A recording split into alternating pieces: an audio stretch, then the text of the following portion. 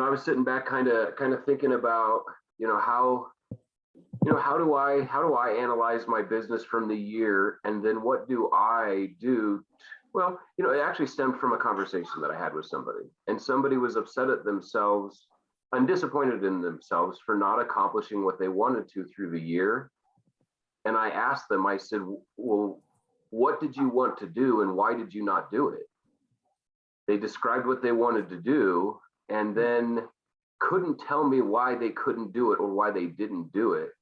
And I think what I realized and reminded them was you weren't going to do it. If you were going to do it, you would have done it. And why are you upset at yourself now for not doing what you already knew you weren't going to do? And I think that when I looked at that, I was like, well, that's the case for all of us. There's things that I say I'm going to do each day, or something new that I'm going to try and generate business, and I never do it. I'll give you a prime example: door knocking. Right? Door knocking is tried and true, face to face. Gets you in front of actual people. I'll never go door knocking. So why would I even put that on my radar to go and do, or why would I even put that into my wheelhouse if it's not something that I'm actually going to actively participate in or consistently participate in to see consistent results? So I think where I kind of took this is what is it that I'm doing? What are the results that I'm seeing? And what can I do next year to see more of that, as well as what can I do differently to see different results? So that's kind of where I took this is for all of us just to remember, there are things that we're comfortable with and there's things that we're uncomfortable with. And are we focusing on the things that, are we upset at ourselves and spending our time making plans that we won't accomplish, or are we actually making plans that we know will accomplish? So with that being said, let's kind of jump right in. Anybody got any questions or any needs, wishes, and hopes up front? No? Quiet little group. We got a good little group today. I'm going to share my screen. Maybe.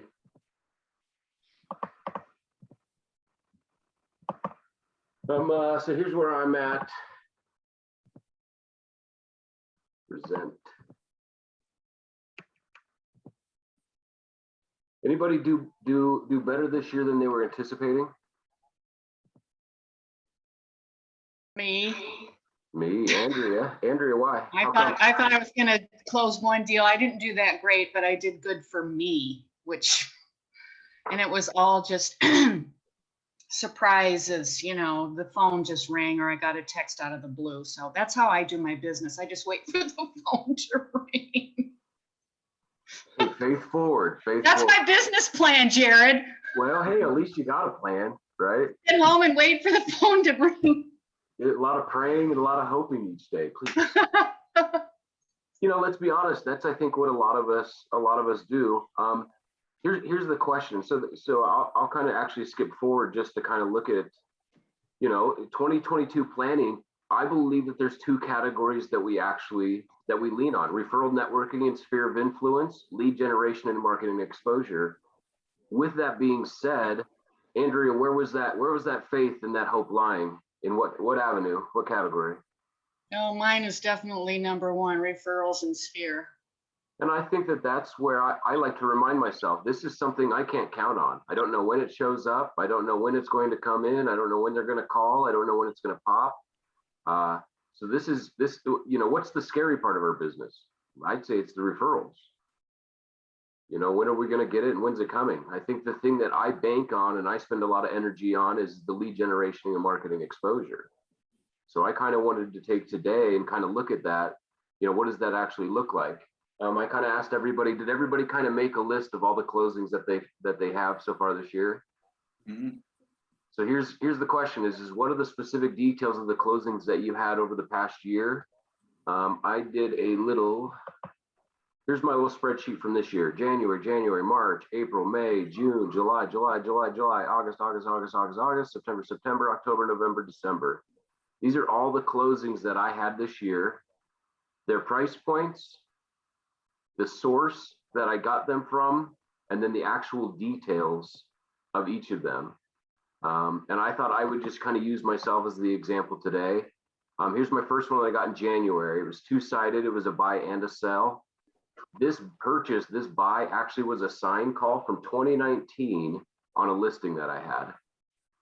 So I worked this from 2019 through 2020 into 2021 when I finally got to close it, right? What does that remind me? That reminds me the activities I do today will probably pay me in who knows when, right? So that was a good one. That's fine. That's pretty standard. Here's one that I have from Dan York.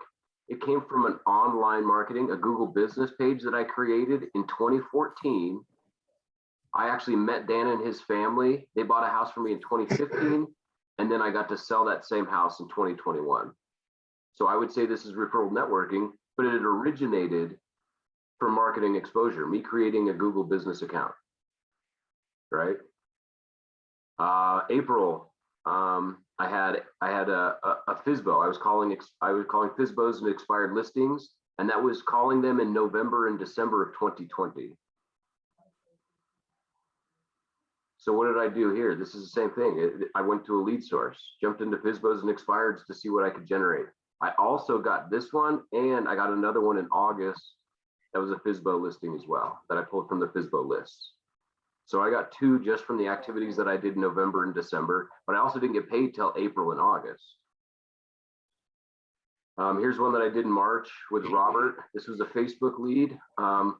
You know, one thing that Britt and I shifted into in this year was doing fix and flips, trying to get into fix and flips.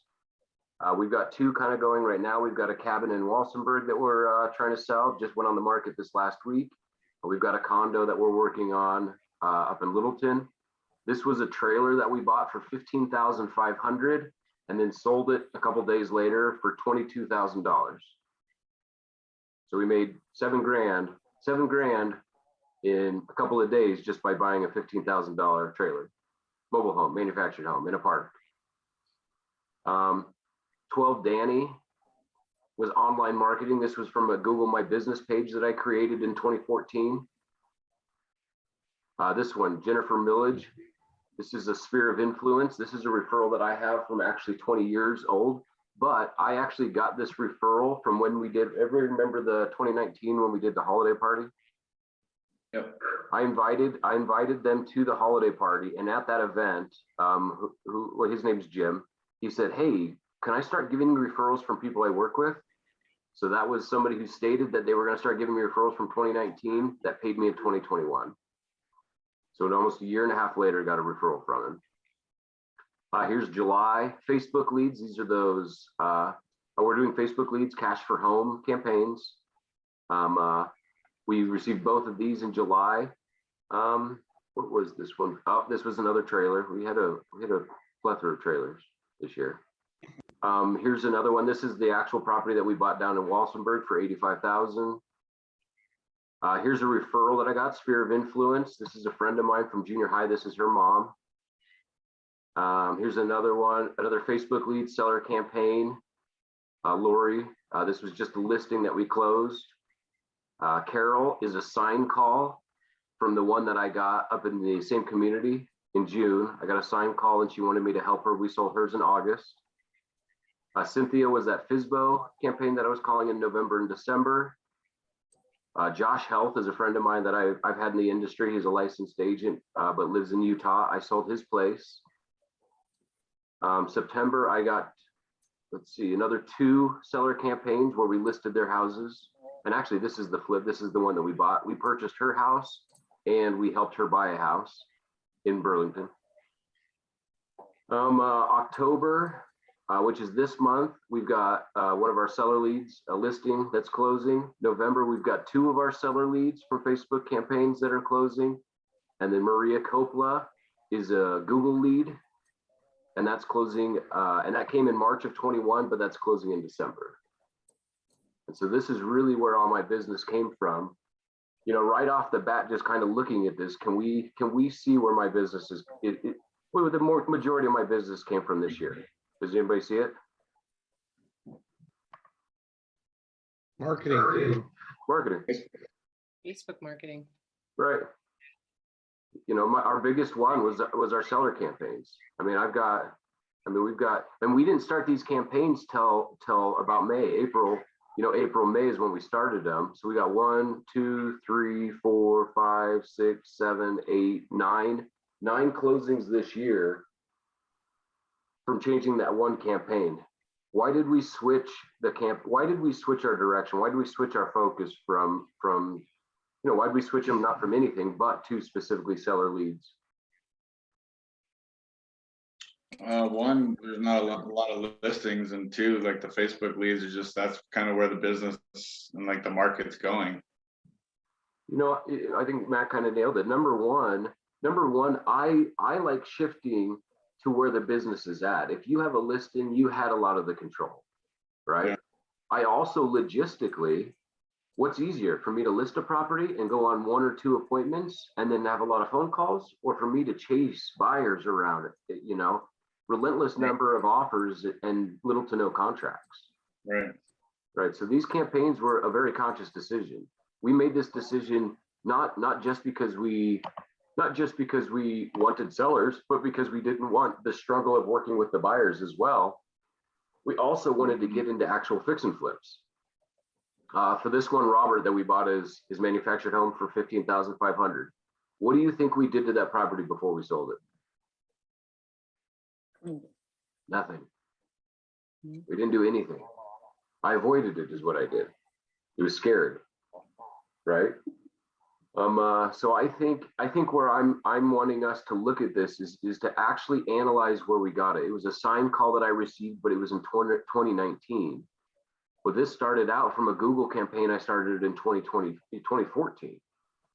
So I think where I wanted us to look at this is are we being patient and flexible? I love that Andrea said she's just sitting back like hoping, right? Well, a lot of this is that same feeling. We're hoping that we make appointments with these seller campaigns. We're hoping that I get referral calls. I'm hoping that I get sign calls, from signs in my yard. Did anybody kind of take this kind of an avenue or analyze their business to this degree?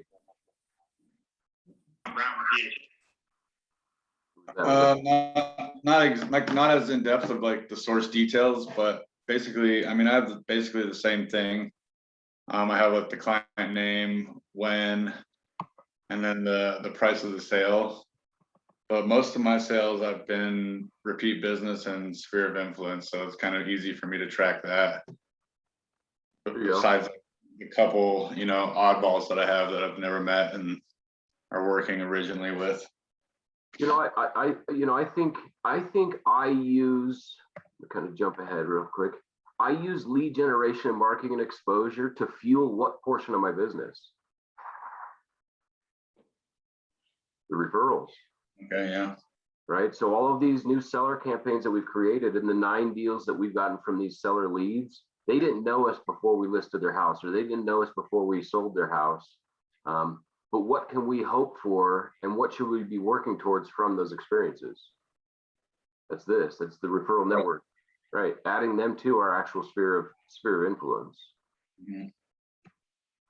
So here was kind of, what was it? Yeah, what was that? Jared, sorry, I was just going to ask you a question. I have, the little bit I've done this year has been mostly from referrals from other previous clients or sphere of influence, which I guess is sphere of influence anyway. One person hunted me down. It's kind of creepy, but they hunted me down on Facebook. I'm in a meeting, Mom. Pardon? I'm mute? No, I think somebody's mom. Oh, okay. Oh, okay. I answered to Mom. I don't mind doing the Facebook work. I know I've kind of had my head up my ass, stayed off social media because of some stuff that's been going on in my life, but I'm back. And I don't mind doing the campaigns. I don't mind doing video much. I hate video, but I'll do it. I can do it. What my question is how best to use Facebook marketing, like how to set up the campaigns, how to pick out the right demographics, that kind of thing. Because every time I've gone down that route, it's got blocked somehow. So where can we find out? Can you teach us, or is there anybody that can teach us about actually utilizing Facebook marketing better? I'll look into it. I can share what I know, but I'll say that I'll say that it doesn't matter as long as you do something, right? So what does matter is what the conversion rate is and what your follow-up practices are and what the actual cost of generating leads is. But I think CC, what you're asking is there a better route, a better strategy, or a better, a better way to leverage that opportunity? And I think that it's kind of driven by the individual. And I think that, CC, you're, for instance, you're the realtor that rides, right? And I think that you targeting rural properties and horse properties is kind of a niche that you have, and it isn't a niche that I've got. It isn't a niche that maybe I would fit into. So where you naturally want to find your business is the best avenue for you. How to convert and how to capitalize on those is really just time. It's really just practice. But getting the actual ad campaigns up and running on Facebook is what I'm having problems with. Well, so let's do this. I'll set something up for next month, and I'll teach everybody how to create Facebook ads. I'll share some news. I don't know if anybody remembers old David that used to work with us. I think he's on the call. You there, David? David moved out to Florida. There he is. Yeah, I'm here. He's here. Use that breakfast. Starbucks. There you go. David's out in Florida right now, and actually we're going to be opening a branch out in Florida. And I started some Facebook campaigns for David, and right now I'm generating Facebook leads for David out in Florida, and they average about $4 a lead, and I'm pumping about $10 a day into it for them. So I think, creating a campaign, obviously, if I can do it, anybody can do it. It's going to take time and practice, but I'll tell you, I've spent thousands of dollars on generating leads that didn't get me any work. So I think that we have to be patient, and realize that there's no immediate success. I think what you have to find is what it is that you want to target and market. That's why I switched to seller leads. That's why I switched to cash for home campaigns, right? So yeah, let's put that together for you. Okay, CC? I think if I'm understanding correctly, you're having issues with like posting the actual campaign itself. It keeps getting blocked. Yeah, I can't see. Yeah, I can put the material together. I can do video. I can get it all the way through, and then it gets blocked somehow. Right. So a lot of it has to do with like the text and like the nature of the actual ad itself. And then there's also a little section in the Facebook marketing area where you actually have to go click that is housing specific. I did Special that. interest, right? You Yeah. did do that? Yeah. Yeah, You know, 'cause and that's so what it is, because that button's not clicked. Yeah. And so CC, so I'll show you my Facebook ad account, and you'll see dozens and dozens of ads, and you'll see lots of money spent, and not very many of them are all that effective. So I put a But lot of money. That's the same with anything, isn't it? Anything's going to take time to get. We have to put in something, and I just know that I need to do some more on social media rather than hating it. Well, I've got somebody. I'll get you in contact with somebody that's like a pro at this. Awesome. Thank you, Matt. Yeah, absolutely.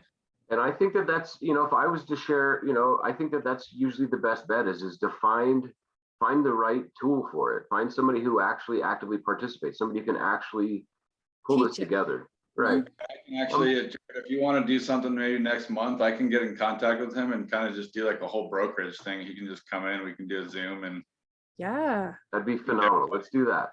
Let's do that. Great. Thanks. yeah, because he's a wizard with like YouTube and Facebook and all that stuff. So Thank you, Matt. Let's do that. Let's plan on having that coming up then. okay, yeah, he'd be down for it for sure. So So I think where I wanted to make sure that we spent our time today is looking at what are the activities that we're accomplishing, and then what did those activities, when did those activities take place, and when did they actually close for us? Everything that I saw in 2021 was the efforts that I had placed from 2014 to 2019. So I mean, we're talking 7 years ago, I got paid this year. 3 years ago, I got paid this year, right?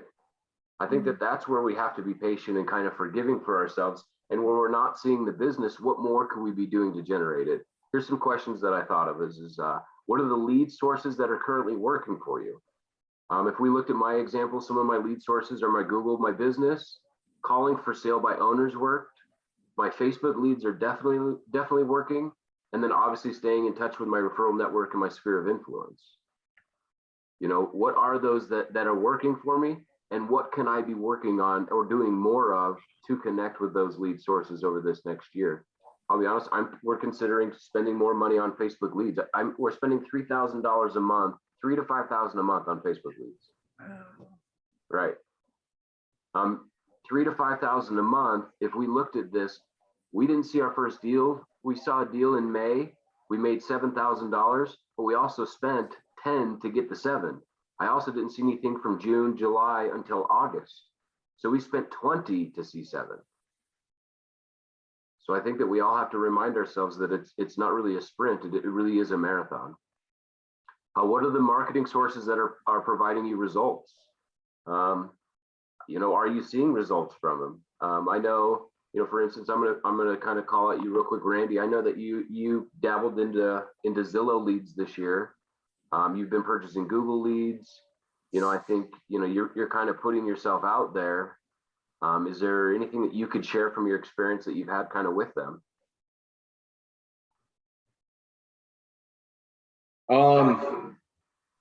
Yeah, I haven't been able to convert a Zillow lead yet, which is something I'm doing wrong. I'm not sure what it is, but they're expensive, but there's a certain amount that are guaranteed per month. And it's nice to have somebody approach you. But for, you know, I've run into investors that aren't loyal to anybody. And I've run into Including you. yeah, yeah. People that already have agents and they're just, you know, shopping homes or whatever. So yeah, I think there's definitely potential there. I'm still paying for them. So and I actually just scheduled a showing right now from a lead that just came in through an email that wants to look at a property. So There you go. There you go. I think it's a good source. I just don't know how to work it properly yet, but I'm working on that. So There you go. You know, and maybe that's, you know, what we need to do, you know, before the end of this year is kind of follow best practices. I'll share this. I'm gonna kind of give everybody a sneak peek of the new website, right? And a lot of what we've been putting into this new website, and really it's a CRM, very similar to what we're used to with Sync. But what I've been working on is how can we simplify the follow-up activities? How do we simplify who we call, when we call them, and why are we calling them? So I'm excited to kind of share that, but let's spend some more time on that over this, you know, before the end of the year and into next year. Go back to here. Are you paying for lead source to generate you leads, and what are the results? I am. I mean, I'll be honest, any producer, anybody who has consistent production is tapped into a lead source.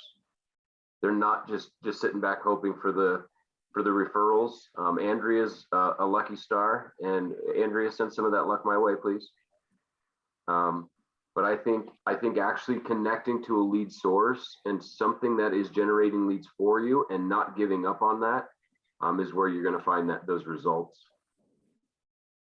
How are you best staying in touch with your sphere of influence? Anybody had a client appreciation event this year? Sarah did. Sarah did. Yeah. Sarah did. I saw it on social media. I wasn't invited. You're not a client. Ah, No, it was good. I think more so, I don't know that I planned it enough in advance, but it was nice to literally just reach out to people and say, hey, how's it going? Come by if you want, or you can. And I think that was more beneficial even than the people who showed up. And then you're not just bugging them like, hey, are you gonna look at buying again? Or, you know. right. So I think it was good. I do want to try to do it more often. I've only done one, obviously this year. So hopefully maybe 2 a year or something would be good. But Can I ask how much you spent on it? yeah, I think, so I did it with Tim. And I want to say we each spent like 200 each, maybe. Our bill wasn't much. I mean, we paid for everyone's drinks and got appetizers, but think it was maybe 200, 250 each. $200. Yeah, it was, and it was nice because I mean, some people hung out for a while and had several drinks, and some people trickled in and out, and it was. I mean, I would spend that money again to do something like that because I prefer that than cold calling or whatever. Oh, So- hey, just call and give me some work. No, hey, come to my event and give me work. Yeah, Right. exactly. Yeah, so I think that's a perfect example. Number one thing that I heard is Sarah just did it. She didn't hold back. Oh, I should do it. No, she just did it. She also partnered with a lender who paid half of the event. Right? Is this your preferred lender, the guy that you work with the most? Yeah, I would say so. Yeah. Right. So I think partnering with other individuals in the industry is a big help. But I think the biggest thing that Sarah did was at least hosted the event. So I definitely commend her on that one. We're still trying to work on, trying to put together something at the end of this year. I think what we're still having a tough time is the number of people that the venues will let us have, but also how do we want to, kind of organize it. So I would challenge everybody to try and create an event before the end of the year. That seem obtainable, or at least by the first of the year. Hey, first of the year celebration. Hey, welcome to 2022. $200, well worth it, huh, Sarah? I think so. Yeah. Do you think have you received any referrals from it? So it was actually, I mean, maybe a little bit. Like people, like I had a couple old clients come and say, "Oh, this person said they want to buy. I'll, send their contact." We hear that a lot. But I also had a couple like soon-to-be buyers who came, which was nice, and then a couple clients that you don't think necessarily you'll see anytime soon.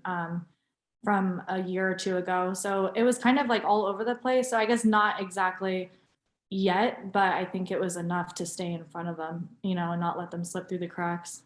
There you go. I think the biggest piece that Sarah just said, she not only invited friends and family and previous clients, but existing or current clients, and even those long shot hopefuls that she's been hanging out with for a couple of years.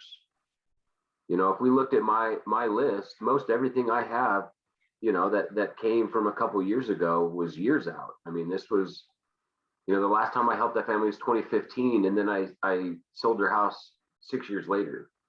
So I think it's imperative that we do that. What are the previous clients I have? Who are the people that are in my pipeline? And then who are the long shots that I can invite as well? $200, well worth it, I think. What are your options, and have you explored them all to find your best fits? Referral networking, sphere of influence, lead generation, and marketing exposure. I'm going to send all of these tiles out just so everybody can spend a little bit more time in them. In regard to referral networking and sphere of influence, I've shared this before. Have you identified your sphere network and your referral strategies?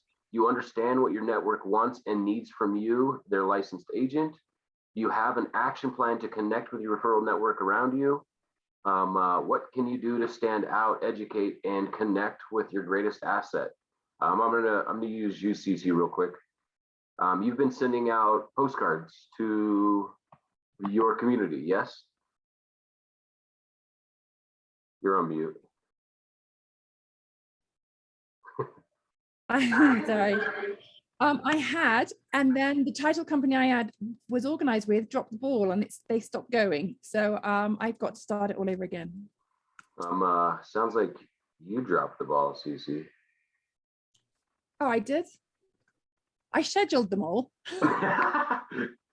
Well, so I think what's nice about what CC's doing is CC has identified who she wants to target and why that's part of her sphere of influence. What is your sphere of influence, CC?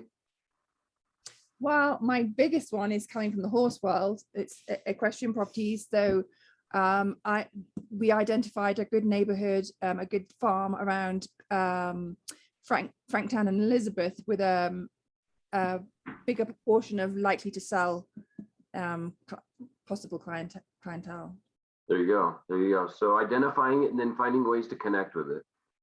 A word of mouth is the easiest way to grow your business and the most difficult source of business to count on. Stay engaged with the closest network, provide value, and don't be afraid to ask for the business. I'd say that's one thing that CC definitely excels at, is actually asking for the business. CC, do you talk to everybody you meet about real estate? No, not everybody, but I find the best way is just to build relationships. So I just like to, I love people. I hate them sometimes, but mostly I love them. Right. And so just to connect with them on a human to human basis, and make them feel comfortable with you, and eventually it comes in. There you But go. I don't push it straight away. No, that's just not me. Well, and I think it's the connections that you're making and not pushing the agenda is what's leading to them coming back to you. I think Cece does a great job with referral networking. I think she does a great job with exposing herself as an agent, but also isn't begging for the business. But she's also she's not afraid to ask for the business. Mm. She puts And herself out there. I've just joined. I've got to get joined a gym and everything, and I got and one manager was on his way out and he was leaving for another job. He and his fiance are getting ready to work with me, and then the new manager is looking for an investment property for a condo to have as a rental. So he's in my trap. There you go. I like that. I like that. And that came from the gym, right? Yeah. Where you go work out. So it's Mhm. casual conversations, meet and greet with people. Just making friends with people, just chatting. Yep. Right. So I love that. I think that's the biggest part is referral networking and sphere of influence. Consider these things and find ways to stay connected. Past network, friends, family, and previous clients, your present network, your tribe, your hobbies network, your peer group. What's your future network? Where's your next referral opportunity or vision for your business? Start taking strides in the direction you envision for your future. Is that commercial real estate? Is that fix and flips? Is it divorced couples? You know, what is it that you want to be your niche?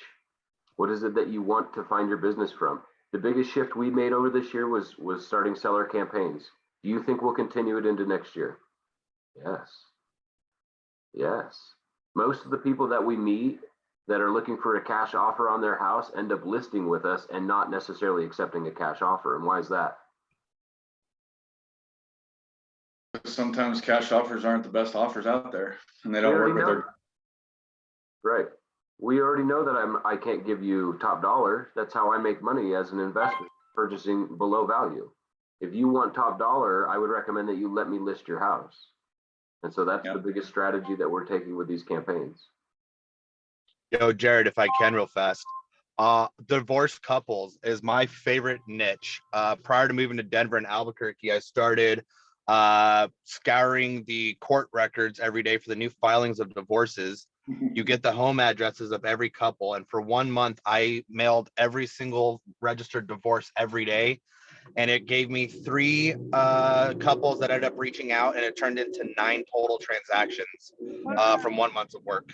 There you Yeah, go. I mean, you can double end it if you're good enough. Totally. It was amazing. You know, I think that that's a good example. You know, we have to try something, and what we have to do is give it a shot, actively work it, actively participate in it, and actually for the results that we got from it. So that's a great example, David. So how many did you send out again, David? My police. I maybe campaign. sent out probably 50 to 80 pieces of mail that month to the couples. 3 couples reached out, or at least one of them did, right? And then basically you're just trying to get into the door to at least get the listing presentation. And then you're asking them, well, hey, with the equity we have after this divorce, 50-50, are you guys each trying to buy a house from here too? And so those 3 listing appointments, you know, out of it all turned into 9 total transactions, because each and every time I sold the house and helped each of them purchase a new home. There you go. Right. And that mailer cost you what, $20? Oh yeah, it was maybe $20-$30 all in on 80 pieces of total mail, and that's print, production, everything. So Yeah. it really was so low cost. Yeah. And more than anything, it was time and going through the records and putting it together. But shit, for 9 transactions out of it, that was well worth my time. Well worth it. Yeah. I mean, everything's going to take time. So at least it generates some money at the end of it. Then it's worth it. Great example. Here's a little last thing. Remember, nothing makes an impact like a handwritten card and a phone call that shares that you care and that you can help. Send them frequently. I think this goes back to staying connected. You know, handwritten cards are, I think, underrated and underutilized. I think any way we can stay connected is imperative. I think even if you make the phone call, it still shares your care. Yeah, I actually, for my police campaigning that I've been doing, like the police and first responders, I've already got one police officer looking to buy here in Castle Rock, so. The handwritten cards are definitely, they're paying off. Cost me $100, $120 total, so he's looking at $500,000 homes, which I'll definitely eventually get paid from. There you go. I just started that last month, so. Well, but what you're also doing though is growing the number of people that you can serve and help, Right. Right. Well, a lot of those guys are VA too, so it kind of falls into my niche already. So it's kind of bang, bang. There you go. Love it. So I put together this next little slide. Top 50 referral sources. Obviously, I'm going to send this out to everybody. I would find something.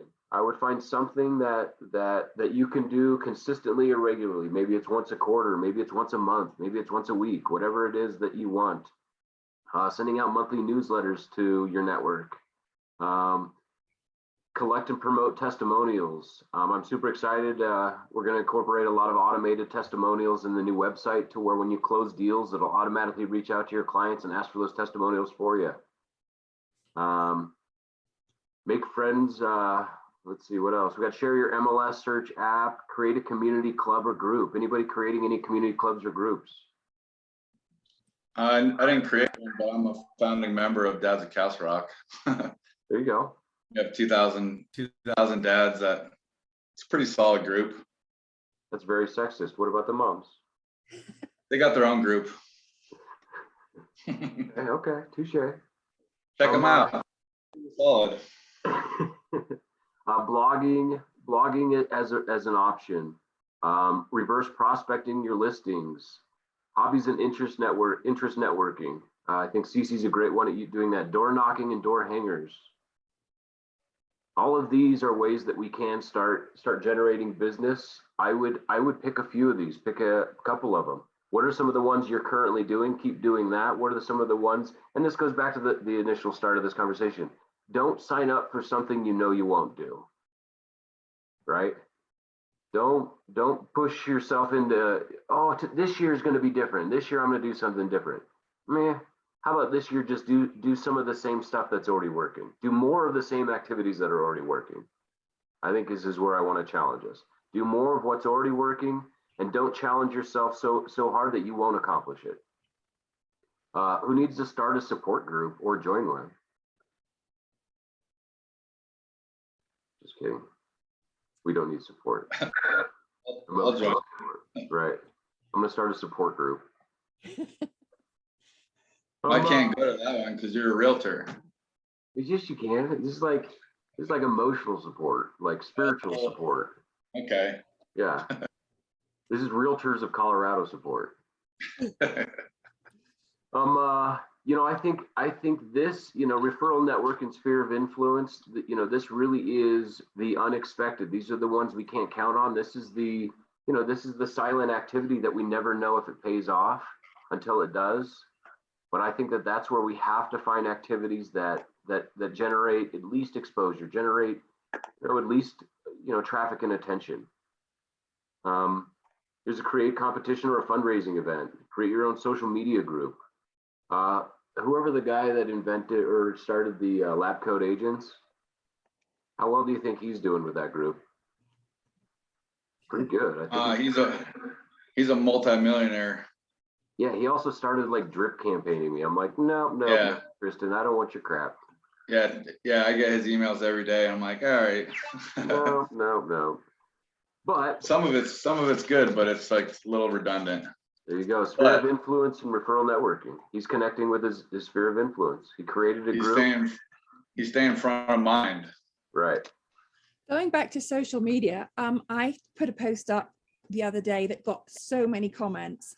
And I have made a list of people that have commented that are in the area, and I'm setting up coffee get-togethers just to connect.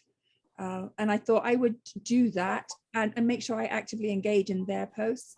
And I'm just going to reach out and go for coffee or go for lunch with 1 or 2 people a week if I can. Love it. Yeah, Love it. That's great. yeah. I mean, Post to get people engaged. Like I just did a post the other day and it got 1,200 interactions. Wow.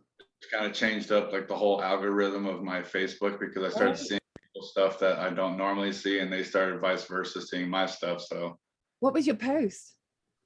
I just went through and deleted like a bunch of accounts that were inactive, and then I just posted it saying like, if you can see this, say hey. Oh, clever. So everybody that comments on it, you just like their comment and then you react to it, or say something back to them, and then you'll start seeing their stuff and they'll start seeing yours. I like it. I just put up something personal that happened, and just to connect, because I know people like to resonate with something, and I got 354 comments and a lot of views of the, because I just did it as a video rather than a written post, and Right. and a lot of people going through the, with the same sort of experiences. And yeah, it was to my community. It was a niche based one. And yeah, it's good, given me quite a field to dig into and follow up with. I'm sorry, what did you post? Me? Uh-huh. Well, I back in May, I lost both my horses on the same day. It was pretty cool. And I'm a professional horsewoman, and it's also my passion. So I haven't said anything to any of my community about it. I just kind of took a dive and stayed away from everybody. So I just because I got so much support from my posts about my horses with the training and the some very I have an extreme horse, an extreme performance horse, and so a lot of people followed the videos I'd post about them, my near-death experiences and stuff. So I just let everybody know that I don't have them anymore, and I'm taking a year off from horse training to do what I want to do. And so I got so many great comments and people, sending hugs and saying how much they enjoyed the horses and things. So I just reached out to say, hey, you know what, I want to get back into my horsey circles and reconnect with people. And then a lot of people shared their experiences with me privately and texted me. So I got, so I think people really do like not just superficial stuff. If you can, it's not easy to sometimes expose yourself, but I didn't get any haters. So I was fully prepared. Video is people actually, I would continue doing those videos personally. They see more of you than just words, like they see your personality, they see like you're affectionate, you're passionate about the horses. So I'd continue doing those videos, weekly if you could. Oh, okay, thanks. I blame you. Thank you. I was going to pick on Matt real quick, and I believe it was maybe the beginning of 2020 or 2019. We had chatted about you reaching out to your Facebook your friends and family on Facebook. Yeah. And we were talking about you sending out the message that said, hey, I'm in the office today. I wasn't sure if you were considering buying or selling over the next year, but I'd love to set a search up for you. Yeah. Okay. How many people did you send that to? I can't remember, but it was I can't remember exactly. Not enough. I'm gonna say it was like 15. I think it was, I was gonna say like 15 or 20 probably. And then out of the 15 and 20, did you get a response? Couple, yeah. I think it was 3 responses from the 15 that you shared. I think that was one of the most direct and easiest things that he could have accomplished and still found a result. Right? And all he said was, hey, I'm in the office today. Office is in my kitchen. Office is in my camper. Right? Yeah. Hey, I'm in the office today. Wasn't sure if you were considering buying or selling. I'd love to set a property search and show you what the market's doing. Are you considering this over the next year or two? Right. Copy paste. Copy paste. I still have that message like saved in my notes, so I can still do those. I've changed it up. How many people do you have on your Facebook account, Matt? 5,000. Okay. Oh. So what happens if we actually connected with all 5,000 and we saw 3 out of 15? Yeah, I'd have to take into account there's probably 2,000 realtors and lenders on there, so probably 3,000 actual people that I could use. There you go. We're gonna have to block some of those people. Right. I've been doing that for the year. So let's say you still have 3,000 people and you're seeing, 3 out of 15. I mean, how many opportunities is that possibly over the next year for you? So I think, Potentially, I'd say 300. right. So I think Realistic. that, I think if it was me, I'm a direct person. Indirect communication, doesn't jive real well with me personally if somebody's indirectly, communicating, but I think being as direct as possible. And when you're offering service, hey, I'm in the office, let me set a search for you. How can I help? It really is only a service attempt. I'm not selling anything. Was that a message or did you post something? Direct Well, message. do them over like the messenger on Facebook. Yeah. Yep, And so direct. basically, so what I kind of integrated that to, Jared, to kind of touch on that is anybody that I friend now, I'll immediately, as soon as I get like the notification saying like, hey, they accepted your friend request, I immediately go in and message them just saying, hey, thanks for, accepting me, blah, blah, blah. And then, kind of start a conversation. And then I only bring up real estate or like business if the conversation goes that route. I won't bring it up, but if they say, oh, I see you're a realtor, like, oh yeah, like blah, blah, blah, I do this. But that way, like, since I'm adding them and then I'm like messaging them, it automatically adds them into a different algorithm. So they'll start seeing my posts and everything. So like the biggest thing with Facebook is setting up the right algorithm. That's interesting. So Doing that and following by the utilizing Messenger changes the algorithm? Oh yeah, absolutely. It's all tied together. That is cool. So I always integrate, and then I can follow, like, and see if you read my message. Yeah. It's personal, but it's impersonal, Yeah. But then they start seeing your post, which like if you do a, my coming soon listing, they're going to see that maybe they have somebody in their network that's looking to move to Colorado. So I need to talk to you more. You're interesting. I've taken a few of these classes. Sounds like it. I think finding any way to connect and any reason to connect. Here's the one thing that we might add to this same kind of attempt. If I am direct messaging these individuals and I'm reaching out, hey, how can I help? Sharing your website, your self-branded URL gives them a passive way to also search for properties. Hey, let me know if you have any questions. But if you want to search, click the link here and start searching for homes. Then they don't even have to tell you that they want to. Right. So share your self-branded URL as well, but also I think you just can't go wrong with connecting. And remember, this is a service-based industry. Why would anybody ever be upset at us for wanting to help? Hey, I'm in the industry. I'm in the office right now. I'd love to help. Let me know what questions you've got. Right. And it's like the business of making friends. Like the more people you meet, the more opportunities you're presented. There you go. Yeah.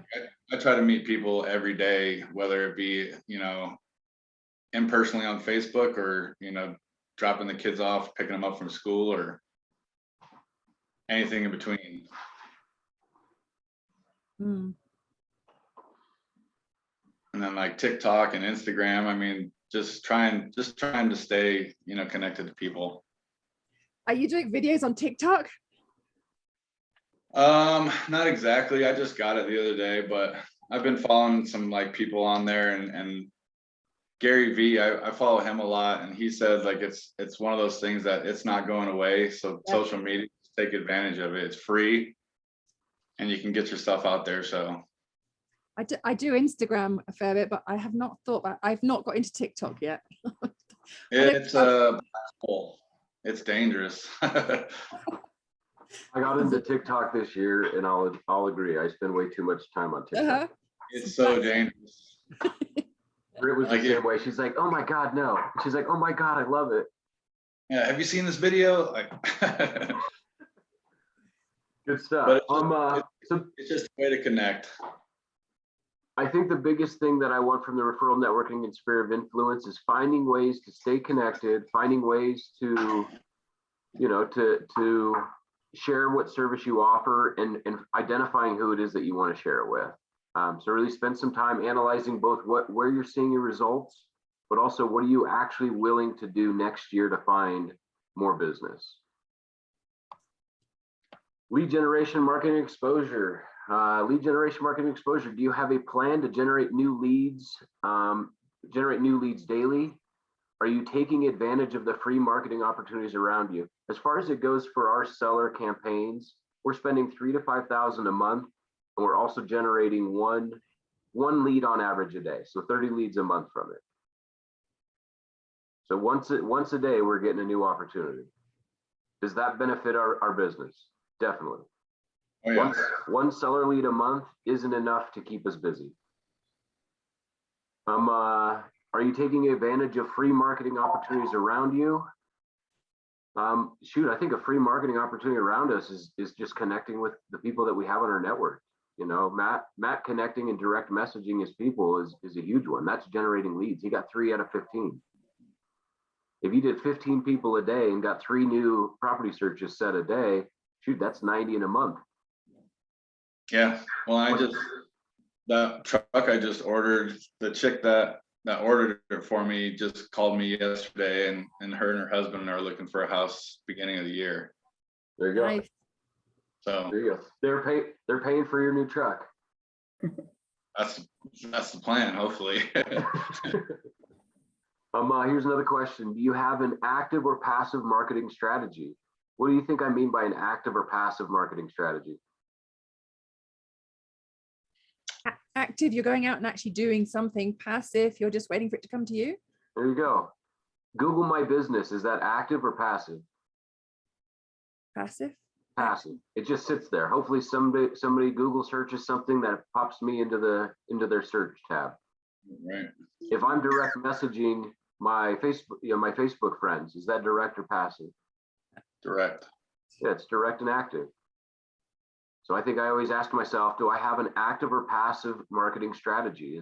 Am I doing something that when I'm paying for leads and I'm paying for these Facebook leads, is that active or passive? It's active. I know I'm going to get a lead from it. I just have to work the lead then. Right. Do you even have a lead generation strategy? Have you made a plan? Have you decided where you want to get them from and where you're going to find them from? Do you know what it costs? Do you know what they convert at? Generating new leads, collecting property searches, and setting appointments is the primary responsibility. Does anybody have an appointment goal each week? The number of appointments they want each week. Does anybody have a goal? I do.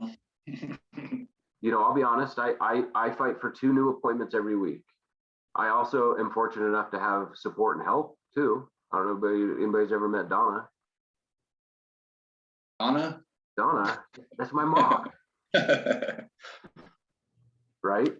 But if I wasn't generating the leads and the opportunities even for Donna to reach out would be the same for me reaching out, I wouldn't have any of the appointments that I'm finding. So we definitely focus on an appointment goal. How many people do we want to get face to face with? So our appointment goal is usually 2 to 4 appointments a week. But I also have to have the leads to fuel the appointments, wouldn't you say? Oh yeah. Yeah. If I'm getting 0 leads, I'll probably acquire close to 0 appointments. Yeah, 100%.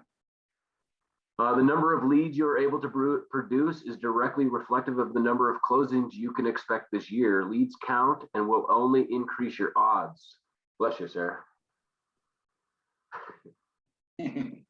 So the number of leads you produce is reflective to the number of closings you can expect. If I generate 100 leads in a year, how many can I expect to close? Depends on the lead source. I really would hope so. Right. If we're looking at Matt's example with reaching out to 15 people on Facebook and getting three responses back, is that a higher conversion rate than me dialing random phone numbers in the phone book? Totally. There's a relationship there. There's a connection. So I think identifying where your lead source is and what that conversion rate is super imperative to me. I started this business with online leads, and that was Google and Facebook. Google and Facebook leads, I knew that I converted anywhere between 3 to 7%. If it cost me $1,000 to generate 100 leads, but I'm converting 3 to 5 of them, I'm spending $1,000 to make $30,000 to $50,000. Is that a good return? Definitely. But I also had to call 100 leads. I also had to get 95 no's. I also had to get hung up on, right? But I also put in the work to actually convert the leads.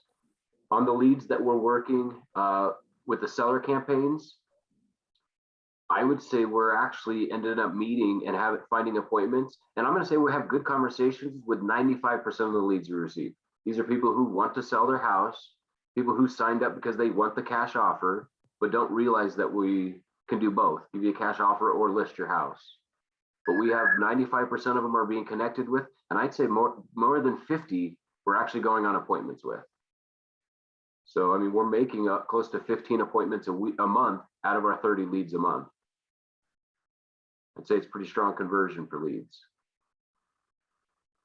Consider these things.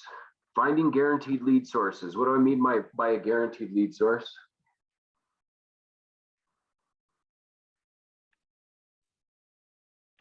Anybody? If I'm spending my 3,000 to 5,000 on seller campaigns and I get 0, is it guaranteed? No. But I already know that me spending the 3,000 to 5,000, I will get leads from it. It is guaranteed. Me posting my Facebook or my Google business page, is that a guaranteed lead source? No. It's a passive lead source. It's a hopeful lead source. Guaranteeing lead sources, I think, are imperative. Something that we can actually count on. Randy, you were paying for Zillow leads. You know, guaranteed that you are going to get, and you said it, you're guaranteed to get a X amount of leads per month. So guaranteed lead sources, I think, are imperative. What is passive lead gen? Passive lead gen. That's once again that Google My Business account. Man, I hope somebody Googles me. What are the chances somebody's Googled Jared Wimpin? They probably already know me. Where are the free marketing outlets? Are there free marketing outlets? I'd say Google My Business is a free marketing outlet. I would say me direct messaging my friends and family on Facebook is free. What are some of the free marketing outlets that you could be taking advantage of?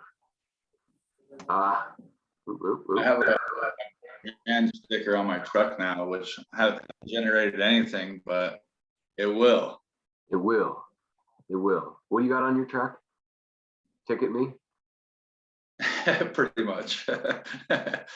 No, it's just my my new business Instagram, which then has my link directed to it, and then just shows testimonials, what I got going on.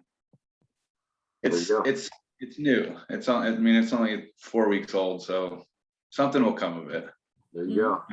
All my business cards are branded as well, so. Matt's got 18 different business cards. I do. Now she's like, "Get another one." I'm like, yeah, I have to. Well, you guys changed the brand. There you go. Yeah. You get an update. I got 15,000 business cards and only 500 of them are current. You start putting them in fish bowls. Yeah. How does networking face to face improve my odds? Greatly. Greatly, yeah. Greatly. I think that's actually how, is anybody concerned with iBuyers? And has anybody ever heard my thoughts on iBuyers? What are iBuyers? Robots. Zillow, Open Door. Yeah. Yeah, impersonal connection. Right. Why am I not concerned with iBuyers or those elements in the industry?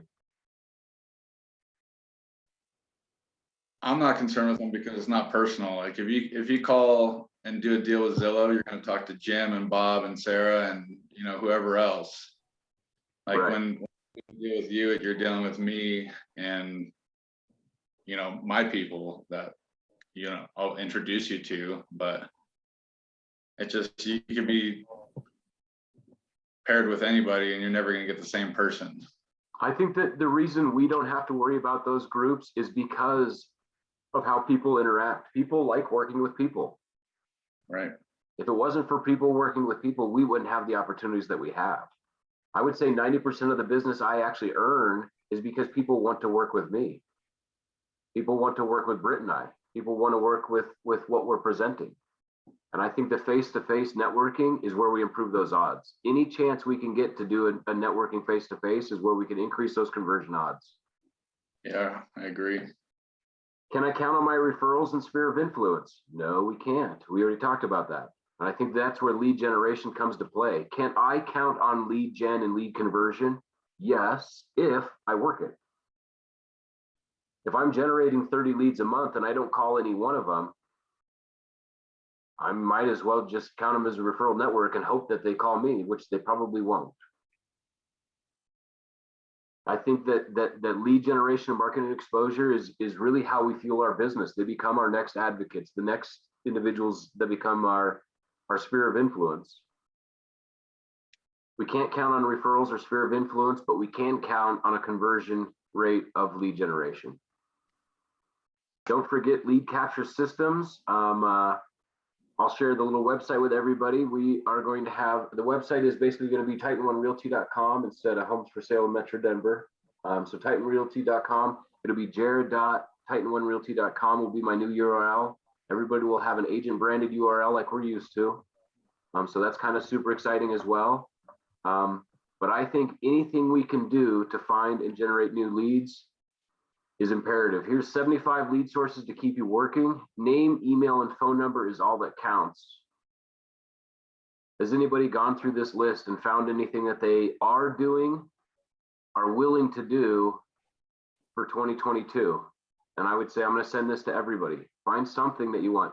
Lender partner referrals. Anybody gotten a referral from a lender besides Brittany?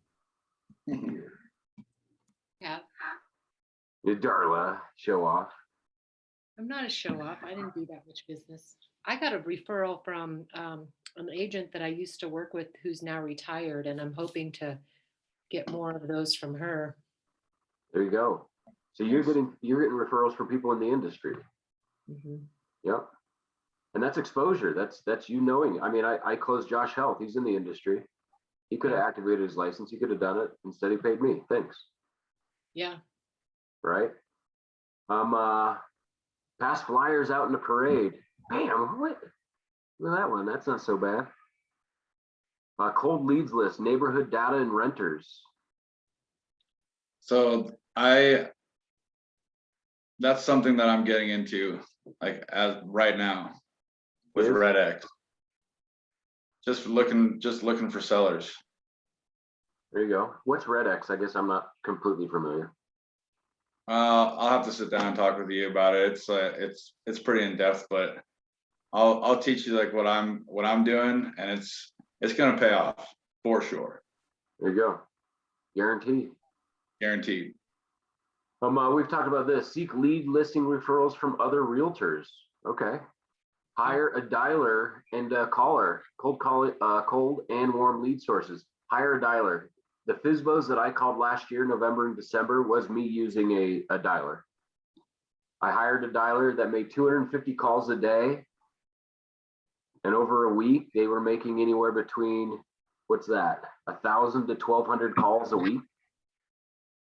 And then setting me appointments with the FSBOs and expireds. Hey, just checking in. Can I get you connected with Jared? Hey, checking in. Can I get you connected with Jared?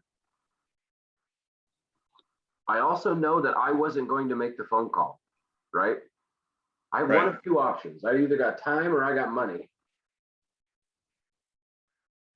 I don't have any money because I spent it on the dialer. Just kidding.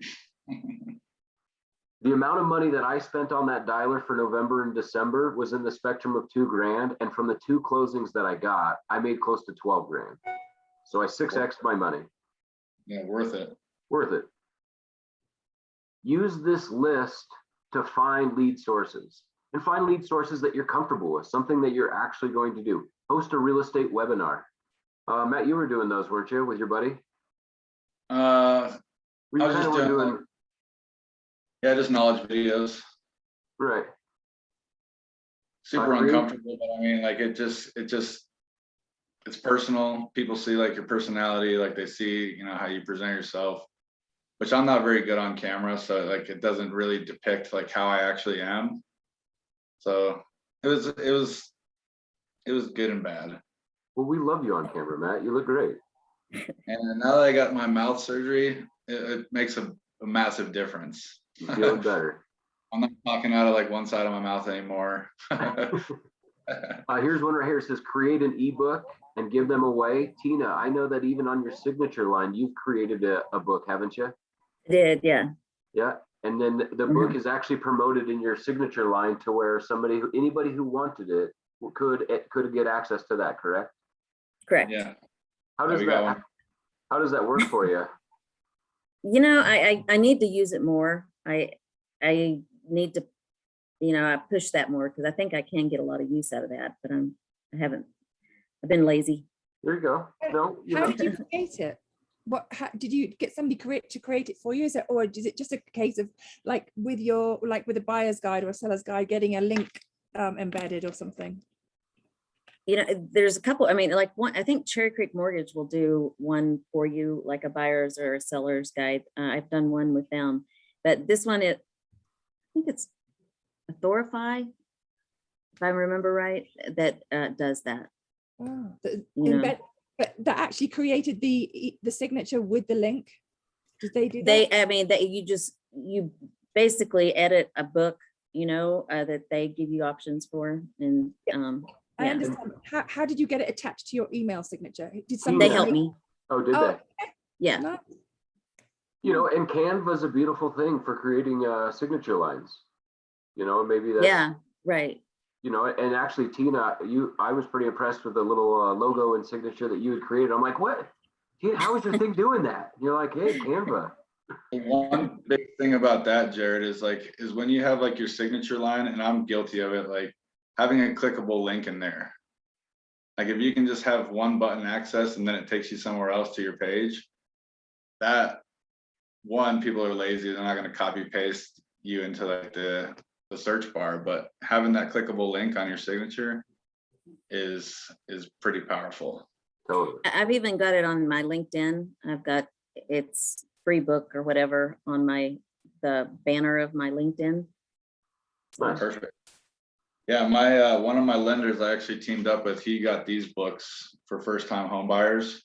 You can read this thing in 10 minutes, but it's A through Z of first-time home buying. So all my first-time home buyers are getting one of these, and it just kind of shows like this guy kind of knows what he's doing. I believe there's two types of people: those that appreciate the material, read it in depth and detail because they want the content knowledge. Then there's that don't care, won't read it, but still appreciate the fact that you gave it to them. Like, hey, this is a great book. This is above and beyond. Right. And I think a couple of the people that I have gotten leads from that don't know me from Adam, when I hand them that book, it gives a little bit of authority, I think. Right. 100%. Absolutely. Yeah, definitely. And not only that, wow, you not only know what you're doing, you have a book telling me that you know what you're doing. Right. Right. So let's use this 75 lead sources to keep us working. Identify what it is that you're already doing, do more of it, and identify the avenues that you know you will do. Don't sign up for something you know you won't do. I won't go door knocking. I'm not going to pretend I'm going to go door knocking. I'm not even going to sign up for door knocking because then I end up disappointing myself. What is it that you're doing and what is it that you're willing to do, and just do more of that. Here's the next little slide. 50 free places to market your business and website. Has anybody taken advantage of this slide? And all of these are all hyperlinks. So these will all take you to the actual locations themselves. Oh, right on. Right. So if you just click these right straight from here, they'll take you right to each of those locations. I would utilize this. Google My Business as far as my Google page where, let's see. First one. If you haven't set up a Google Business account, I would definitely do it. All of these are opportunities. Do we need to do all of them? Well, if you did, it would benefit you. These are passive marketing opportunities. These are set it and forget it kind of opportunities. Reddit and maybe some of these social blogging and curating content, these are a little bit more active. But if I wrote let's say I wrote something for divorced couples and the benefits that I provide them, and I post that on every one of these platforms, would that not increase my exposure for somebody who's searching for somebody to help in that avenue?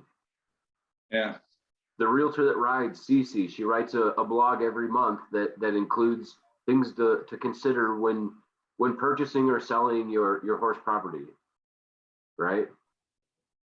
Anything that we can do to create exposure, all of these are free marketing places that we can set it up and then passively hope that we get the response from it. If we look back at my list, I had at least 3 closings this year from those passive avenues. My Google My Business on 2 of them, yard signs, you know, all of these are all passive marketing outlets. Could this be beneficial to help increase your exposure? I'd say so.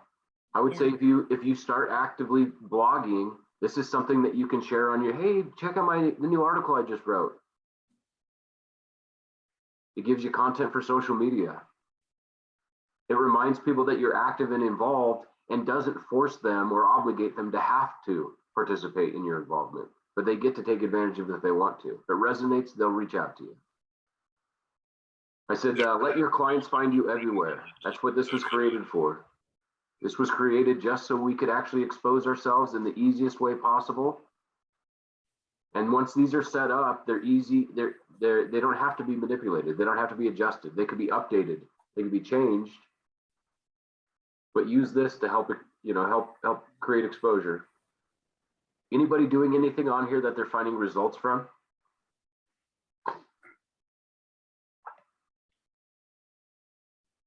all the social media platforms. Right? Social media is a huge one. Google, for some reason, the Castle Rock account that I set up gets huge amount of exposure. That's one of my top lead sources.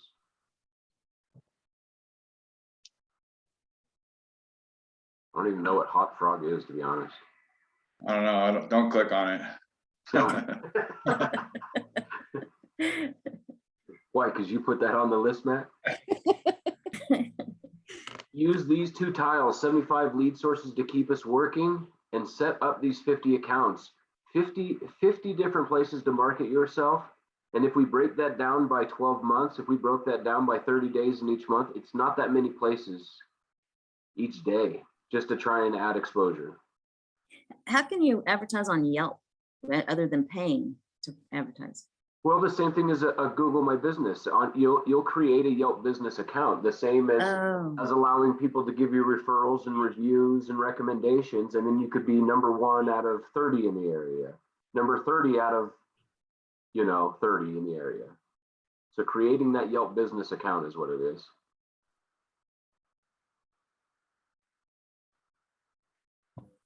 Can you find benefit from these? Can we find something to do from these 2 tiles? Yeah, I would say for sure. 2022 planning, what was your easiest and greatest lead source in 2021? I think my easiest and greatest lead source comes from our Facebook ads right now. And we are not going to stop that for 2022. And in fact, we talked about increasing it.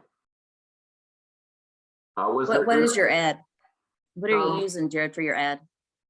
What do you mean? What platform? Facebook, or what do you mean? No. What is your ad? It's basically, we pay cash for houses. Oh. Yep. So, and we don't say we'll list your house, but we'll pay cash for your house. And then when we go meet with them, hey, here's what we'd offer you if you want cash, and here's what we could list it for, and think the market would give you if you listed it traditionally. Okay. Was there any activity you wanted, I don't even know what this says, to do in 2021 that you are actually going to do in 2022? And why did you not accomplish this? Was there something you planned to do and that you did not do? I think that's door knocking is that example for me. Was there something that I planned to do and I just never did it? And am I even going to put it on my list for 2022 knowing I don't do it? I think we end up setting ourselves up for failure and disappointment because we set ourselves up with expectations like this. Find something you know you will do and actively do it. Is there a new shift in business that you are considering? Fix and flips, buy and sells, first-time home buyers or renters? Like I said, Britt and I tried to get into, not even tried, but we are, we're actively participating in fix and flips right now, right? Is it new to us? Totally. Did it take us a long time to get used to it or kind of feel comfortable with it? Definitely. That's why it took us so long to actually start converting these leads. I think it was the trepidation and the lack of experience in that arena and avenue. When we go to appointments now, do we feel a whole lot more confident? Definitely, but we've been doing it for more than half a year now. Is there a shift in the business that you want to see? Do you want to go from buyers to sellers? Do you want to go from buyers to renters? I would not recommend working with renters, but you could. Is there something you want to see and how's that going to look? What worked in 2021 that you plan to do more of in 2022? I think that's the biggest thing I want us to take away. What actually worked this year and what are you actually going to do next year? Don't sign yourself up for something you know you're not going to do. It ends up disappointing you and it ends up kind of consuming your mental and emotional energy as well. I said I was going to do it and I still haven't done it. Oh, woe is me. Oh, I said I was going to do it and I'm still not doing it. Well, give up on it. Who cares? Give yourself a break. Go find something you will do.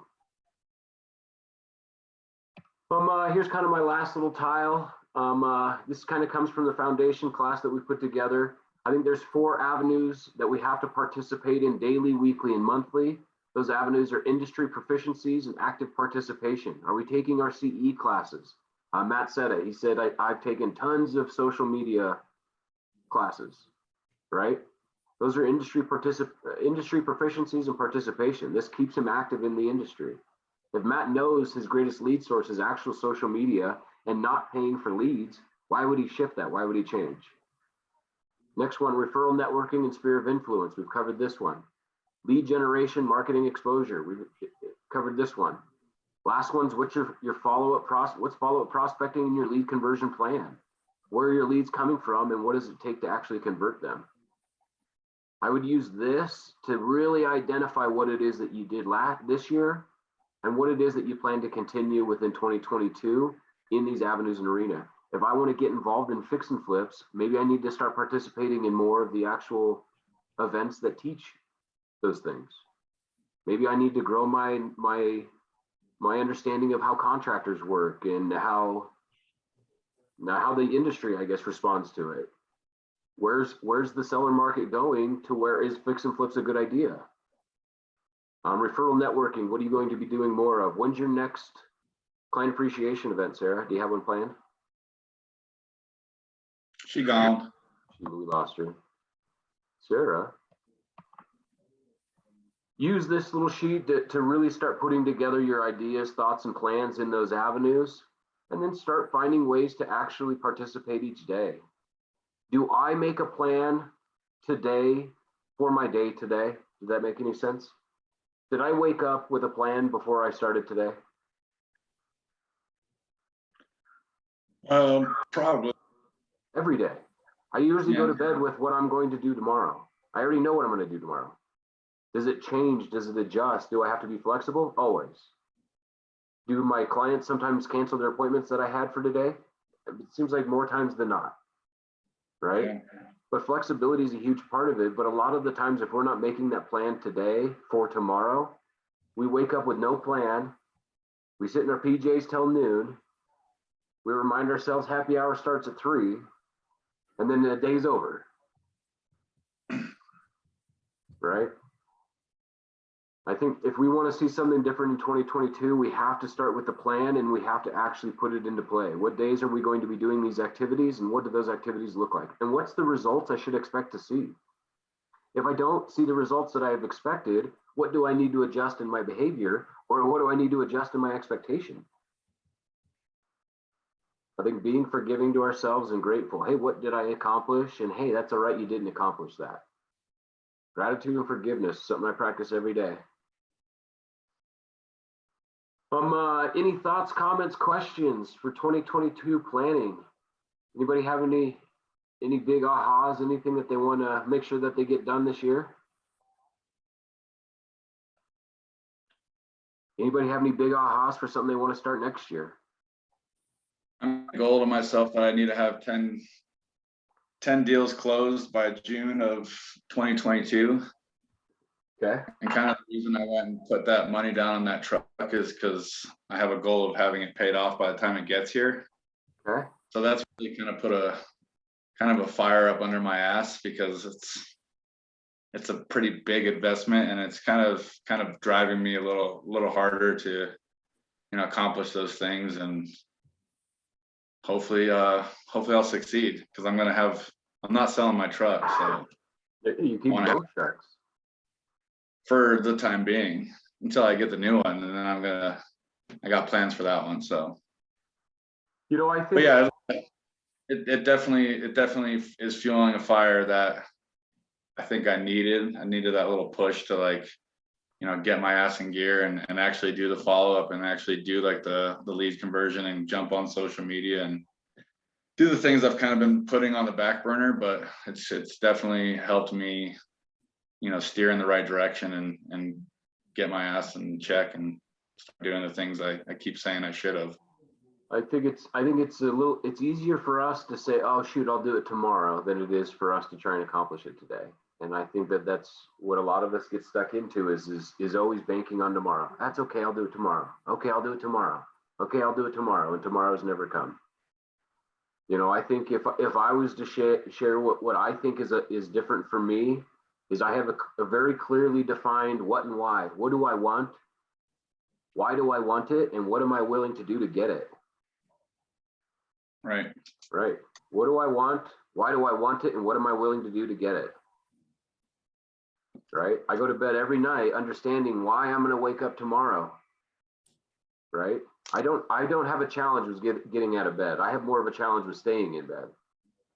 Right. But that's because I know what I want. I know why I want it, and I know what I'm willing to do to go get it. Yep. Love it, guys. I'm going to share this with everybody, send it out. Let's shift real quick to the new website.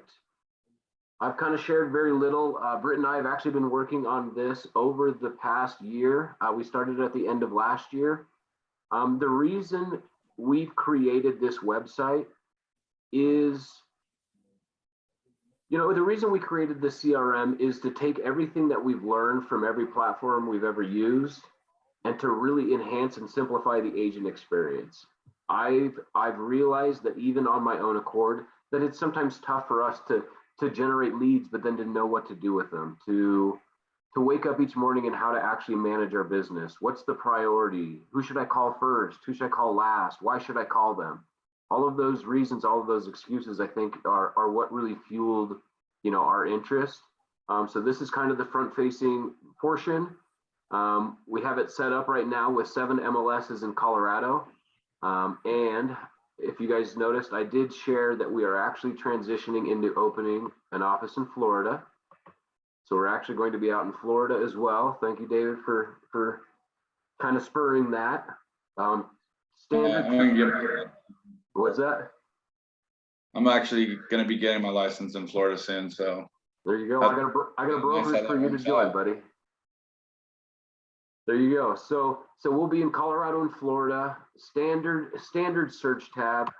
You know, nothing extra special about this. I'll have it set up to where it'll be Colorado and Florida. But here's all the areas that everybody can actually be searching throughout Colorado, right? When they click on it, any of them, it should drop them right into that search area. But really, you know, keeping this user friendly, you know, and I would say modern, you know, is kind of what we were looking to do. I'll show you. What's that, babe?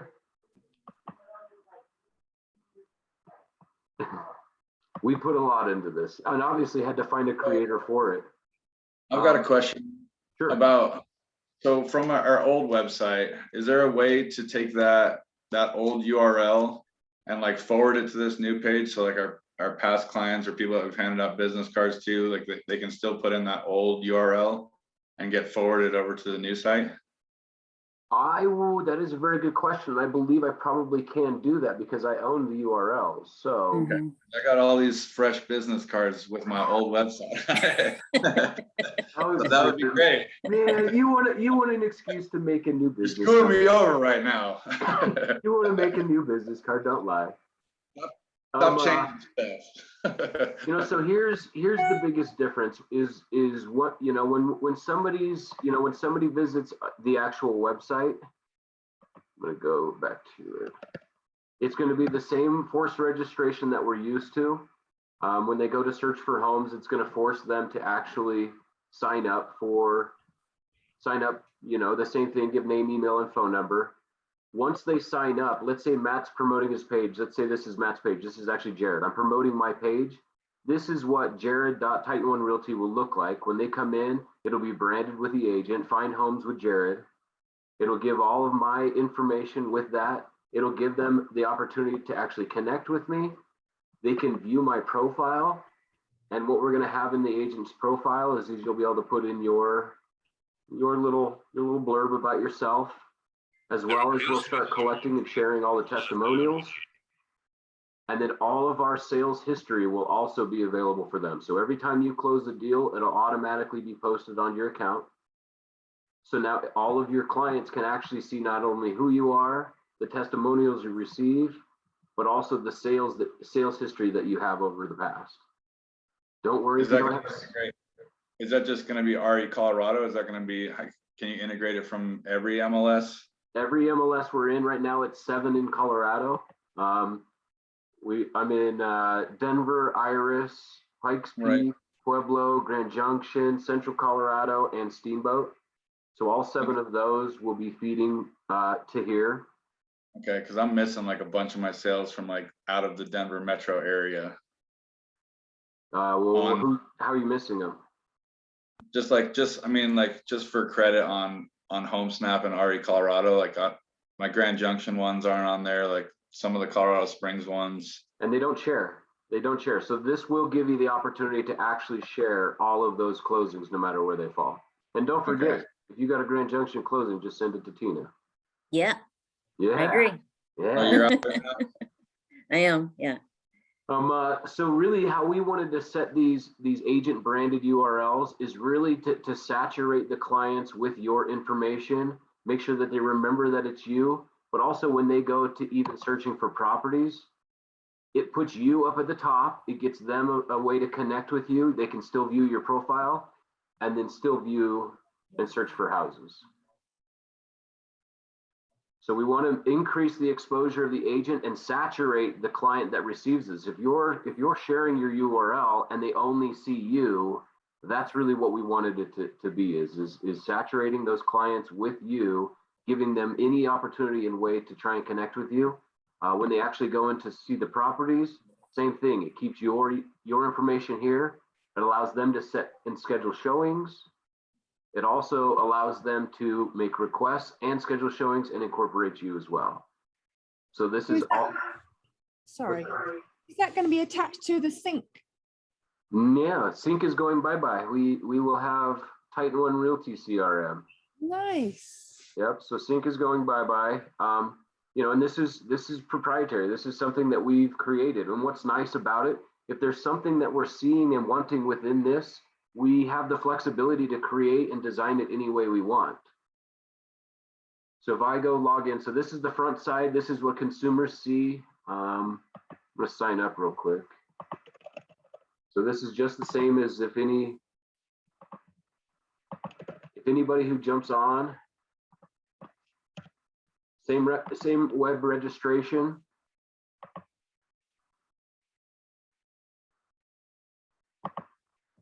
They'll have their client portal. This client portal shares again who the agent is.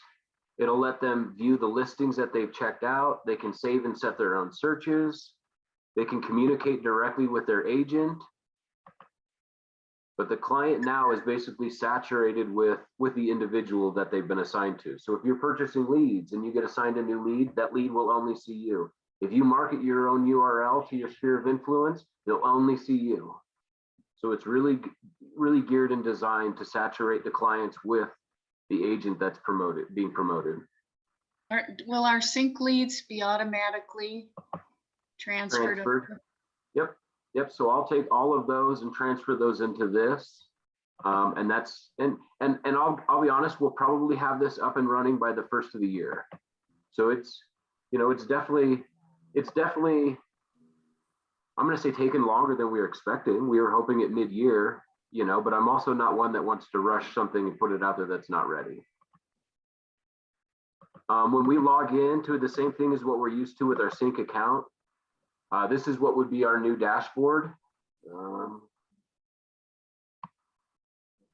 Uh-oh, they're working on it right now. We don't have all the little bells and whistles. Let's see, let's go here.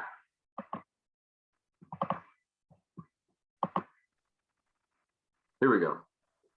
There's a few things that we're still working on. This isn't obviously completed yet. Some of the new things that I wanted to really incorporate is a lead grab pool. Anytime we have an overage of leads or an abundance of leads, all of these will be dropped in here. You can receive text notifications if there is a new lead to grab, if there's a new lead available. So I'd like to make those available to everybody. You can kind of grab those as they're available. No cost. They just happen to come through. You can snag it. One of the things that I'm super excited about is this opportunity wall. The opportunity wall is basically driven by need. A lead was active on the site. Give them a call. A closed referral that hasn't had a call in 14 days. An active client that hasn't had a call in 14 days. All of these opportunities can be manipulated and adjusted. They'll be automatically set up for you to where they'll give you opportunities each day. Call Fanny because they were active on the site. Call Lennox because they closed and I just want to check in and see how your house is doing. Call Carson. Hey, how's the home going? You guys closed a couple weeks ago. Active on the site. Hey, how's it going? I saw you were active on the site. I haven't checked in with them in more than a couple weeks. Hey, Justice, just checking in. Haven't spoke with you. Just want to see how you're doing. This is going to drive opportunity. So even if you just jumped in here every day, this would at least give you something to be working. Something, you know, something that, you know, who should I call and why should I call them? All of these will be in here and given to you every day. One of the other things that I'm excited for is the actual pipeline status. And we're used to this with Sync as far as the appointment, showing, contract, and closed. Who's in these categories and what's it worth to me? The other thing that we incorporated was not only what status they're in, but what's their anticipated time frame. If I open up this pipeline, this is based on time frame, not status. When I talked to Sandy, she said she was going to be buying in the next 30 to 60 days. Hey, Sandy, just checking in. How's things going? Oh, wait, Sandy, hold on. You're actually wanting to move that up sooner. Your desired close date is actually in November. Now it automatically shifts them and helps us keep things organized by what their actual close dates are. If this date passes, like right here, this date passed, they were supposed to close in September, it'll leave all of those close dates, all of those people who have passed based on their anticipated close date so we can adjust them. Oh, actually, I did just find out he's actually not going to be closing until January. So then it shifts them. So this is both focused, both pipelines are focused on close date. When are they anticipated to close? What status they're in and how much it's worth.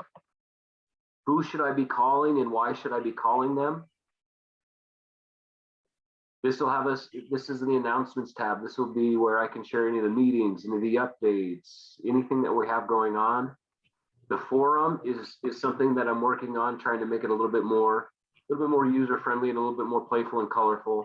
But hey, who's got a plumber in Aurora? Can anybody recommend a plumber? And then everybody having the same thing that we have within our Facebook group.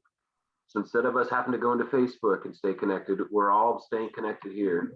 We're building out a transaction pipeline to where you can start managing and submitting files online through the website here, to where you don't have to do your Google form.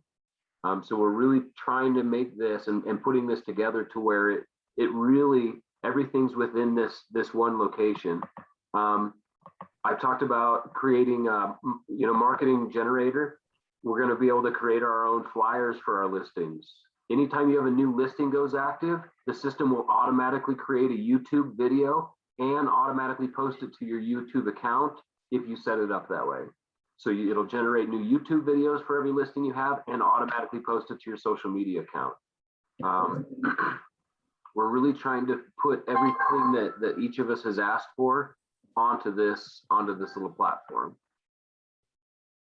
Here's going to be where our testimonials are. All testimonials, and I'll show you real quick. You can create a testimonial, meaning you can, let's say you have some testimonials from the past that you want to put in. You can automatically add those yourself.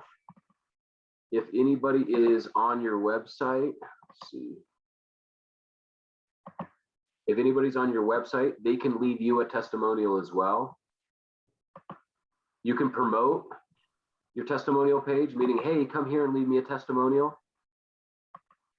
But anytime somebody leaves you a rating that's 4 stars to 5 stars, it'll automatically post online into your social media accounts. You can also inactivate it and take it out of there. But we also wanted to set it for anything that's 4 stars or better. We thought about making it, oh, hey, if it's 5 stars, then it automatically posts. But we thought that was a little, oh my gosh, everybody's 5 stars. What are the odds? Hey, provide that good service. There you go. So really, everything that we're putting together is really geared to simplify it for you, make it automated for you, but also to where if we're in the CRM, we're really only focusing on prospecting. What are the opportunities I have? Who are the people that I have in my pipeline and where are they at? And if I just focused on my pipelines and my opportunity wall, you'll have your database covered. You really will work your database to the greatest degree. Us staying connected as a group through the forum is important. Any contractor referrals. I didn't know if anybody knew, but Cece's husband is a inspector. So if you need an inspection done, you need to call Andy. We can share contractor support, all of the listings, all of our transaction history will be in there. Anytime we have any new resources. Oh, I need the W-4 for my new build. Hey, I need to get the logo. Hey, I need the referral agreement. All of those will be in resources. So really everything should be and is designed to be on this one platform now. What do you guys think? Great. When can we use it?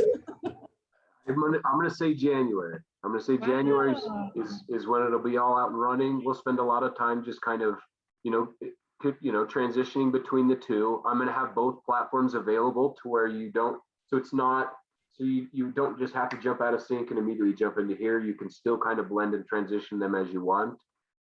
But really this was designed to simplify it for us agents, but also to promote us a little bit better once we are sharing those URLs. Making sure that they see you and in everything that they do, they keep getting reminded that you're their agent is really what we wanted them to feel, It's a nice looking site too. Yeah, that was Brittany. Oh, of course. Of course. What do you mean, Cece? Of course. She does all the pretty stuff. Yeah. So that's kind of what we got for the website. Super excited, I think, to get it out. I think even more excited just to see how it makes things easier for you guys. I want feedback from it too. What's working, what's not working. Really the sky's the limit for this. We can make it how we want it. So how easy is it going to be to move all our stuff from sync over? Really easy. I can export all of that data and then have it just directly imported into the system. I'm going to say some of the things that might, and I'm still working with, our development side to see how that transition will work, but we might need to, we might have to actually go through and transfer some of those notes. I don't know if I can transfer the notes and the specifics. And I know that I can't change the actual property searches as well. I can't, the property searches we have set within sync aren't going to be transferred. So those all have to be independently created as well. So the clients in our sync database, obviously they won't be logging into Homes for Sale and Metro Denver, whatever it is. They're going to be logging into this. Will there be like a way of letting them know what's going on, or how does that work? That's I think that that's going to be both a pleasure and a pain, in a sense that, it's probably going to require us to reach out to each of them individually. Hey, wanted just to let you know, here's the updated URL. I made the adjustments to your search. You're going to start seeing those come through your emails. Let me know what you think. It's a So I great think that- reason to great reason to connect with them. Tell Totally. them they've got a better facility, a better engine to now continue their Well, search with. and not only that, just to where they know that from now on you can search throughout the entire state of Colorado and not just in the Denver area. If you have considered buying in other parts of Colorado, giving them that same consideration. Hey, wanted to say I'm switching you over to this site. It's got more options and robust features, which includes you being able to search the entire state. So I mean, it'll be both a pleasure and a pain. It'll force us to have to connect with our leads. And I much prefer the that it's going to be cc@titan1realty.com. I think that's cleaner and much easier to put on our websites and our business cards. And like I ran out of room for CC Brewer. Homes for sale at metrodenver.com, right? /123471230, right? Yeah. So I mean, this was, I've been wanting this since I started in 2018. But what it took me a long time was to identify who could build it. B, what it was that I wanted built, and how, and I think the longest thing was actually putting it together. So I think we're finally at a place that we actually, feel comfortable and confident that it's going to be released within the coming weeks. And it's nice to show the brokerage, because it's nice, I like people to know that this is the brokerage I'm part of. So I think it looks a lot more professional. I would agree.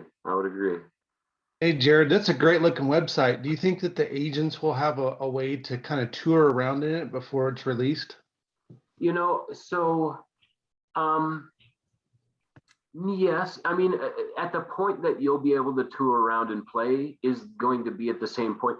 So we're going to be doing a soft launch with just kind of like a beta test over November and into December, to where we can see where some of the bugs are. Some of the menus were falling behind other things. So we'll be beta testing it through November into December, and then and maybe that's, if you're interested in beta testing it, let me know. I want to put it in the agent's hands so you guys can actually start utilizing it. So if David, you're one of the ones that wants to beta test, just let me know.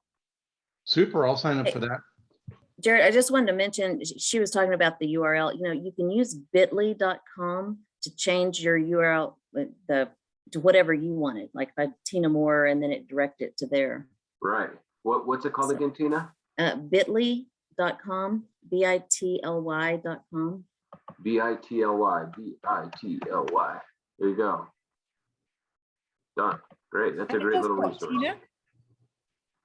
Let's say bit.ly.com. That's it, the very first one. This one here. BIT. Yeah.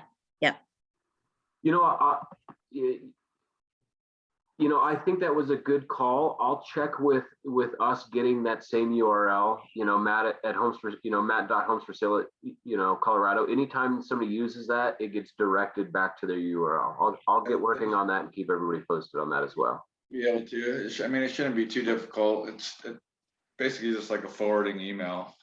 Right. Yep. Well, that's it, guys. That's what I've got for today. Hopefully you pulled something out of it. I've got a question real quick about end of year. So everybody's got to renew their licenses this year. How do we go about that? Because I haven't done it. I mean, I did kind of do it, but it was 2 months after I got licensed. I can pull up everybody. I know mine's due in December. All you have to do is sign up online, or sign into your actual Dora account. Okay. And there's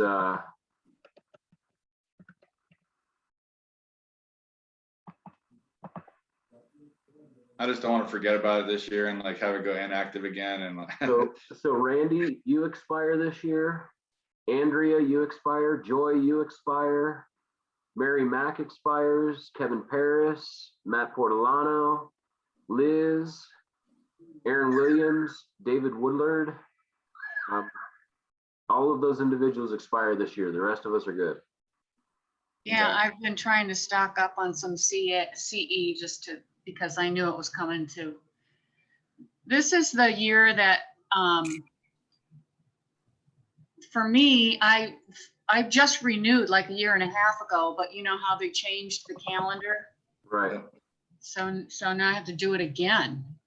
Thanks. Thanks, That Dora. happened to me 3 months after I got my license originally. My license went inactive. Well, Remember that? Yeah, and that's David. You know, David just joined us. He's actually from Texas. He's a licensed agent out in Texas. Just got signed up in you know, I think it was mid-year, maybe David, maybe August, September. Yeah, September. Yeah, so I mean, so David's is expiring this year, which then puts him on that 3-year calendar starting next year. Okay. And so all you got to do is sign into your actual Dora account here, and it just says apply for renewal. It's super easy, super straightforward, and all they want you to do is pay. Okay. Did you complete your CE credits? Yes or no? They don't ask you to upload them. They just ask yes or no. Do you have your errors and emissions insurance? Yes or no? And then pay. Okay. Hey, Jared, Yes. is there a way to find out if you're needing CE credits, or is there like a log or? Nope. We are all of our own logs.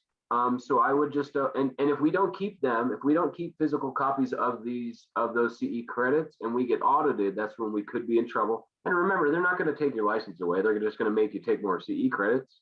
And one thing that I do is anytime that I complete a CE credit, and if it's digital, I email it to myself and put it in my CE credit folder. And if it's a piece of paper, I take a picture of it, email it to myself, and then I put it in my CE credit folder. So I keep a folder in my email that keeps all my CE credits. Jared, I wanted to mention too that thriverealestateeducation.com has that free CE credits. Love it. Thank you, Tina.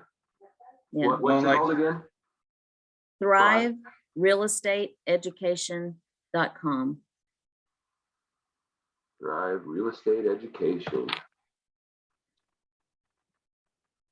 They don't have a ton of stuff, but they've got free classes, so And I mean free if you CEs. if you join the board, all those classes on there are free, and then they keep tabs of everything that you do too. Yeah, so if you sign up for them through the board specifically, they'll keep track of them, but I wouldn't bank on it.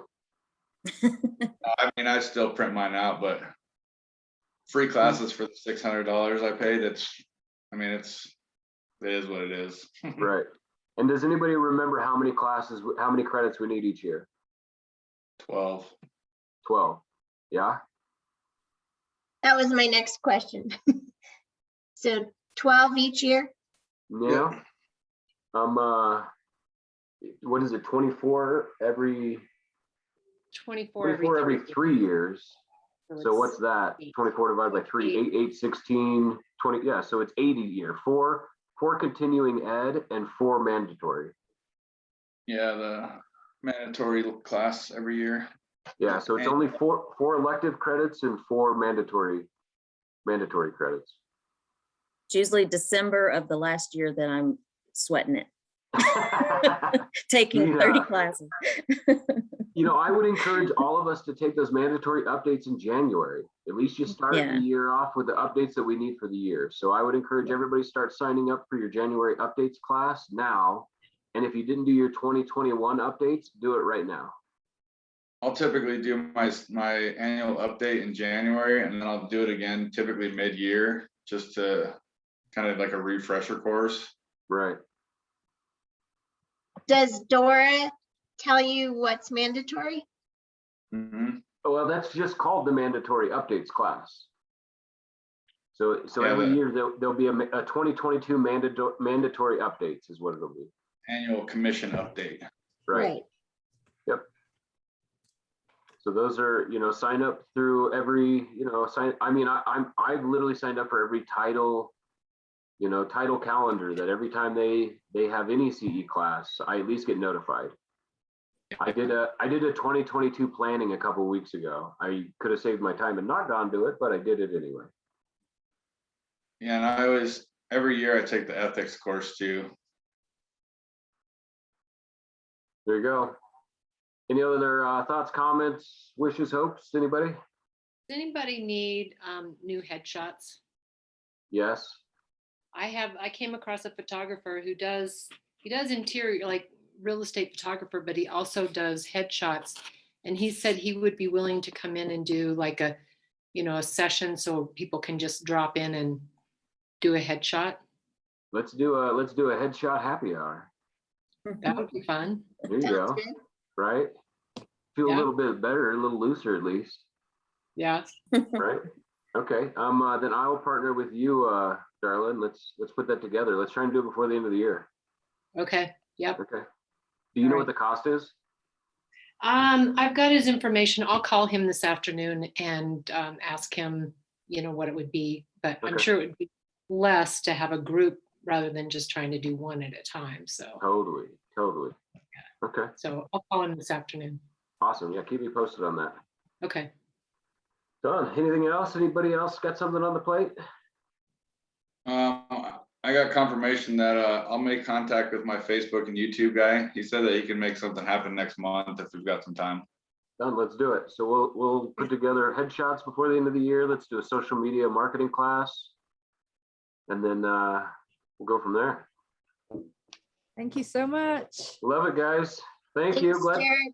Glad we're all Thanks, here Jared. again. Been too damn long. I've been too damn busy this summer is really what it was. Bye. I try to take Bye. the summers off. Yeah. Thanks, I'll guys. call Have you in a a great little day. bit. Bye. Bye. Bye.